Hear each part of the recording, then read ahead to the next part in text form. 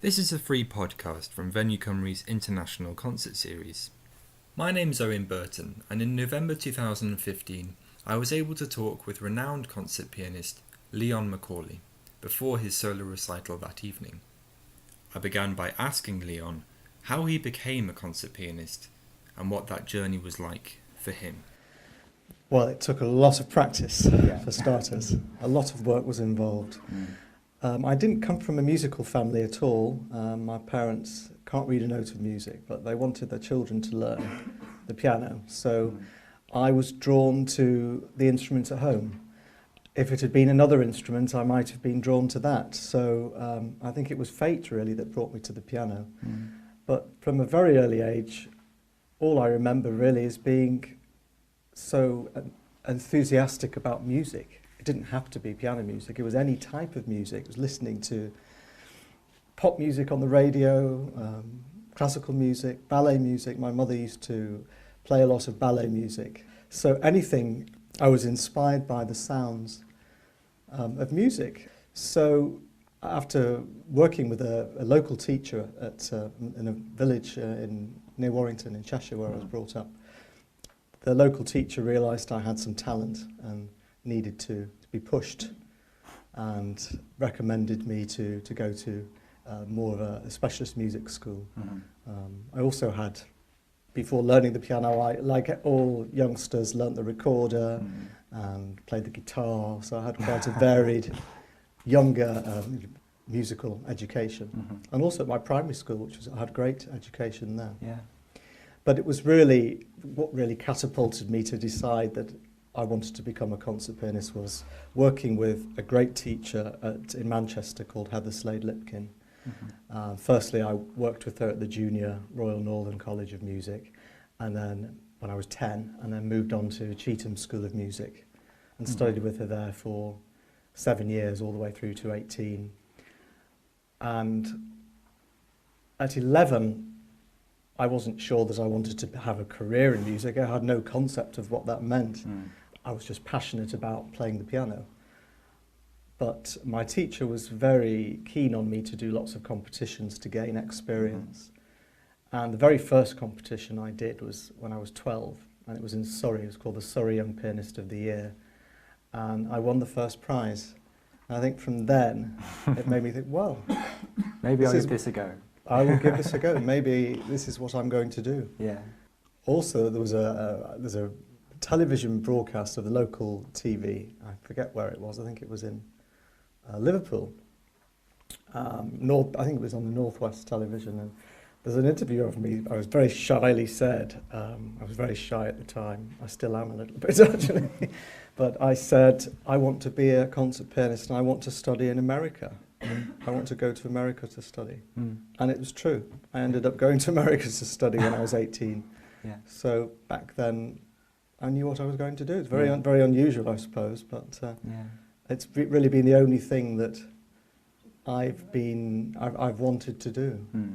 It's been an obsession for a long time. That's brilliant.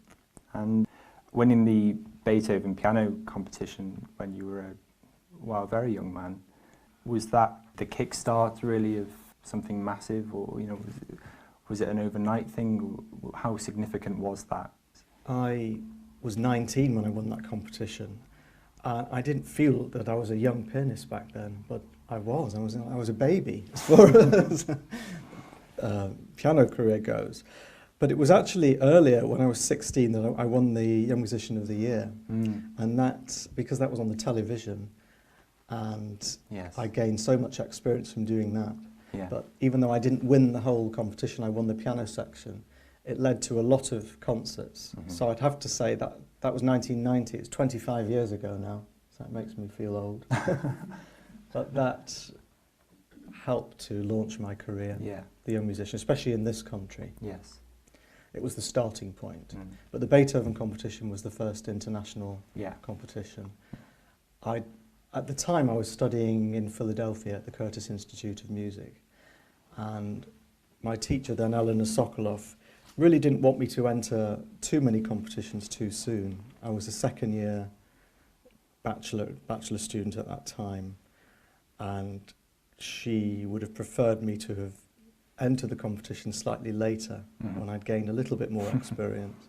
Yeah. But I was so keen to strike while the iron was hot, and I just felt ready. Yeah. I felt ready to do it. Not that I was going in expecting to launch a career. I was doing it primarily to gain concert experience. Yeah. Those competitions are incredibly nerve-wracking. There's nothing more nerve-wracking than having to play in front of a jury and then prepare so much repertoire, much more repertoire than I'd prepare now.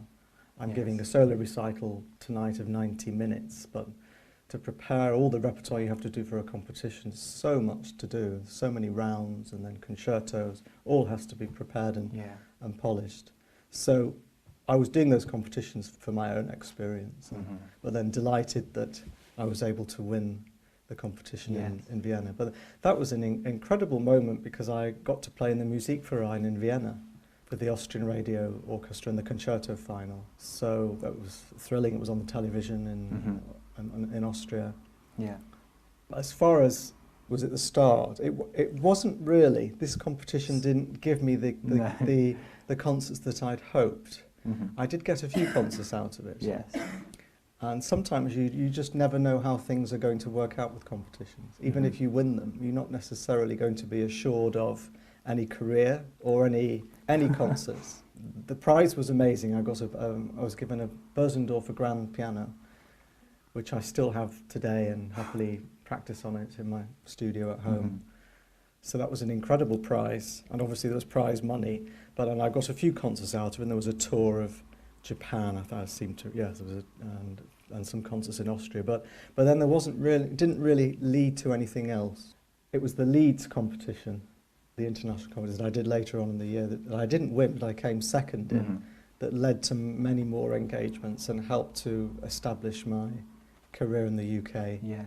And I'm still really building on the competition. I'm still getting concerts, I think, as a result of that competition. It's such a prestigious competition. It seems to be quite a common theme among soloists who have unexpected turns in their career that lead off to success in ways that they wouldn't necessarily have thought of.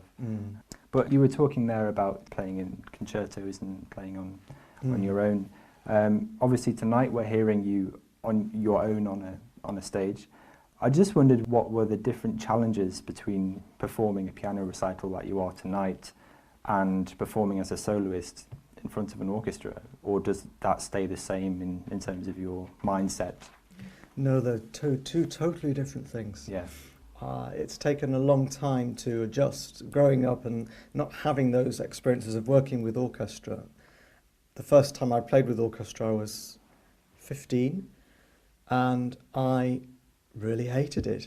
I found it so difficult. It was so distracting working with the orchestra because I was so used to playing solo recitals, where you can focus on your own music. You can work on your own balance of your own textures at the keyboard. But then, with a concerto and working with orchestra, you have to then have an extra pair, another pair of ears, and be aware of the ensemble and the communication with the conductor, and then to project that to the audience. There's so much more involved. Yeah.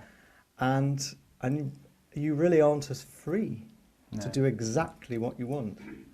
You may have a concept of a concerto performance, what you want to do before you meet the conductor the day before or on the day of the concert, but then sometimes it changes, or it has to change. The conductor might disagree with your ideas, and then you have to adapt to that. But also, the solo recital is, I think, one of the most difficult things to do, even though I'm saying the concerto performances are, because it's so exposed. You're on your own, and that takes a while to get used to.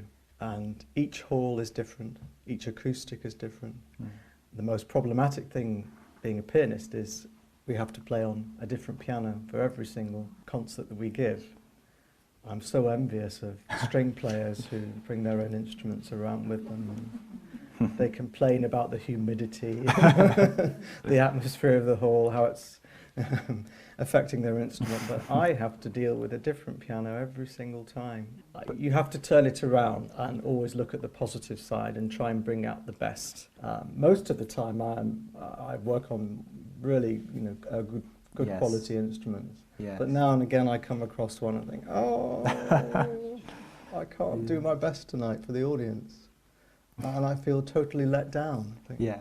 So it is. it can be really demoralising. Yes. But experience Mhm. prevails, Yeah. and you learn to accept that sometimes things aren't going to go your way, or they're not going to go the way you expected them to go. Yeah. And you have to go along with that. Expect the unexpected.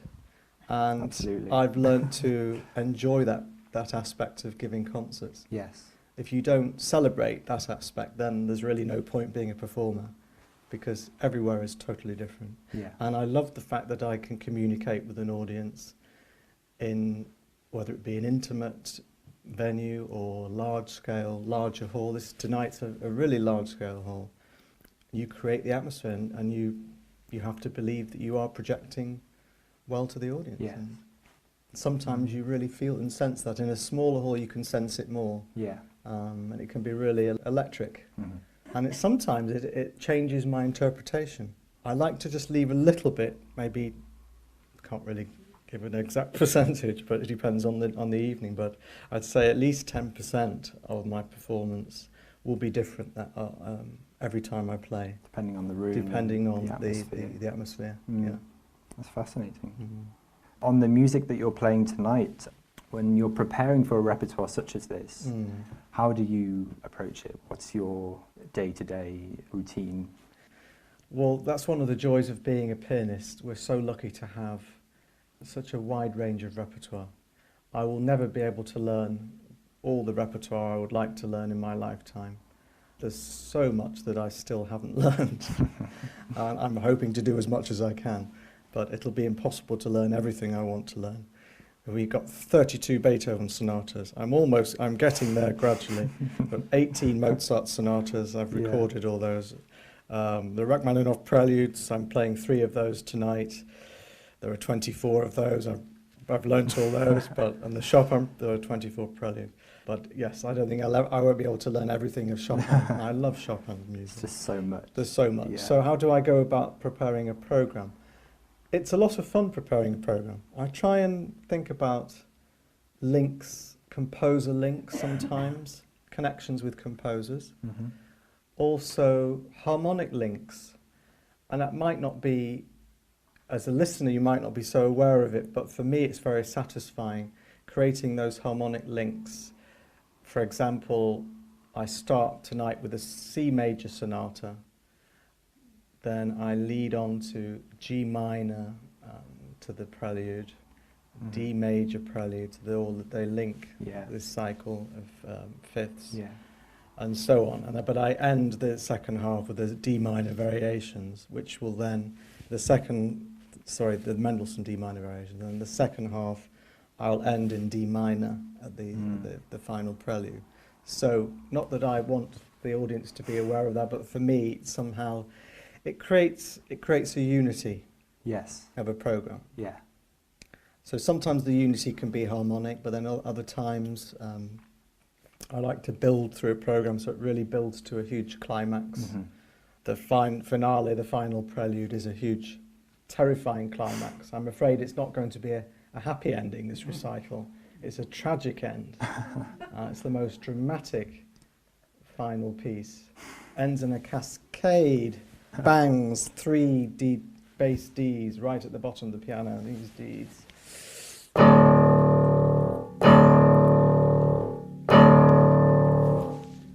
Absolute tragedy. But the rest of it's there's lots of joy in the program, so it's not all going to be doom and gloom. So there's lots of elements with repertoire. I do like to try and create a varied program, but I have Yes. I've done all composer programs before. I did all the Mozart sonatas and performed Yes. all those as a cycle. Yes.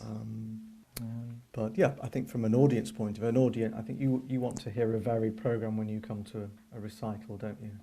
I like preparing that too, but I'm flexible and open to ideas. If a festival sometimes has specific ideas, or if there are anniversaries to be celebrated and things like that, I try and work a program that's of interest to a festival. If they're looking for a particular theme, you can have a lot of fun with that. You know, theme of nature, or there's so much that you can do pianistically that will be interesting and varied. So I was just wondering as well whether there were parts of this that you found particularly challenging, because you'd expect the Rachmaninoff to be perhaps more challenging, but then are there any surprises?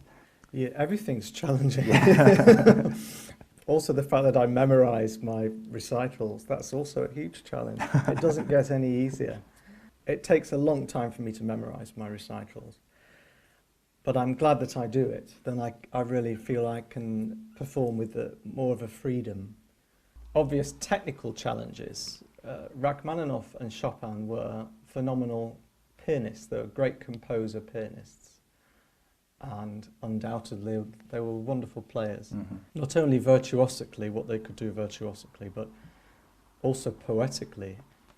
We don't have any recordings, sadly, of Chopin because he died in 1849, so we have no record of hearing him play. We just know, we know from letters and documents that he had a beautiful, supple, wonderful tone and very delicate, but played with enormous clarity and great attention to detail with his pedalling. Yes.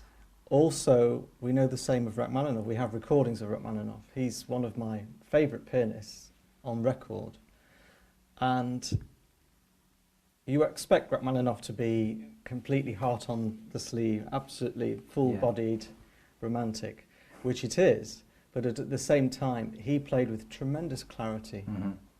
You could hear all the interweaving voices, which goes back to Bach, and I think a lot of the composers that you're hearing tonight, they all go back to, but they were all inspired by Bach's writing, the contrapuntal writing, the melodies against the melodies, and you hear so much of that in Rachmaninoff's writing, and that's what's very challenging as a pianist, because you've got to, it has to sound almost orchestral. Each voice has to have a different quality, so the effect, I don't really want the audience to think, oh, this is piano playing. The sound should sound like instruments, or sometimes the voice itself, the top voice, or you know, the inner voice, or the cello bass, or woodwind, and the great pianists knew how to colour, create those colours and textures at the piano. So that's for me more of a challenge than the technical challenges. They happen in my studio practicing, and I hope to overcome them by the time I've got prepared for the concerts. Sometimes things happen in a concert that are beyond your control, but generally, there are many technical challenges in this program, especially the Chopin preludes. There's some very slippery moments. No, I'm not going to do it. Some slippery moments in it, but hopefully it will all go smoothly tonight. I'm sure it will. I could go on talking all night, but I just wondered very quickly if anyone had a question. Yes. I'm fascinated by the fact that you're performing a Haydn. Right. I mean, we very seldom hear Haydn's piano music. Lots of Haydn, but not piano music. Do you have any idea why, or is there a sort of prejudice against Haydn, thinking he didn't write piano music, or?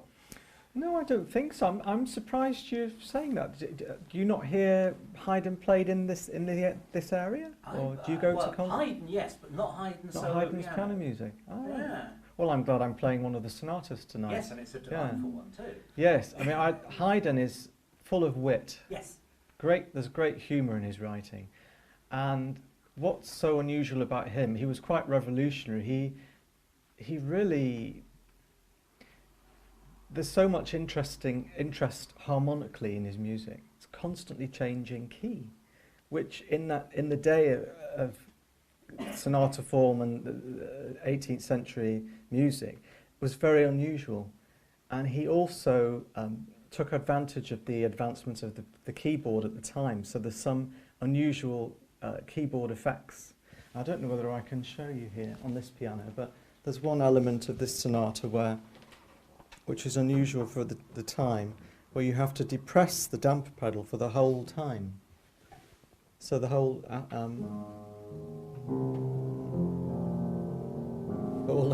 it's an unusual...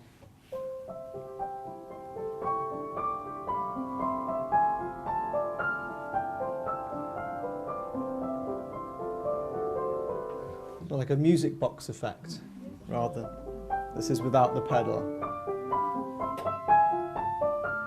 But he writes specifically, hold the damper pedal down the whole time.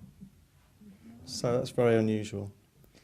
And there's a lot of, in Haydn's music, he brings out the humour by creating silences, unexpected silences and hesitations. And you see this in the third movement.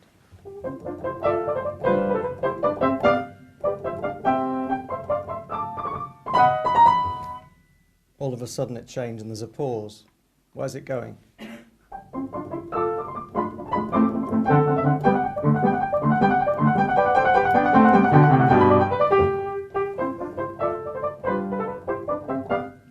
so on. There's a great dance-like quality to his music as well. It's really, it's fun to play, and I always find it fresh, very fresh music. There are over 60 piano sonatas that he wrote. I have to say, unlike Mozart, there are 18 of Mozart, and every Mozart sonata is perfect to me. With Haydn, some of them are not as strong, so I don't think I'd want to learn all of his sonatas, but most of them are a delight to play. I've played about 10 of them, and there's some beautiful variations. So, yeah, I hope you'll hear more Haydn's piano music in concert. We've got another question from anyone. I was just wondering if you have an opinion as to why Rachmaninoff's symphonies weren't as popular as his piano works. Whether that's maybe because he was writing for the piano, whether that was why they were more popular than the symphonies. Well, the second symphony was very popular in its day, no? Do you mean the first, which was a disaster? Maybe the first one then. Yes, I think Rachmaninoff hadn't quite found his feet, and he was so well known as a pianist. He wasn't taken seriously, so that's probably why. But I think his orchestral music's incredible, especially the second symphony. That's one of my favourite pieces, but some pieces like the Isle of the Dead, and there's wonderful operas, Aleko, and so there's plenty of music of Rachmaninoff that doesn't include the piano that deserves attention, but I think now most of his music gets a lot of attention.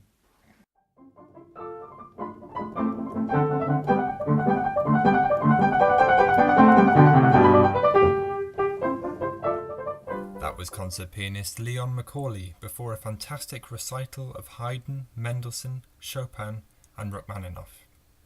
For more information and for details about future pre-concert talks, please visit our website at www.venuecymru.co.uk. Thank you for listening.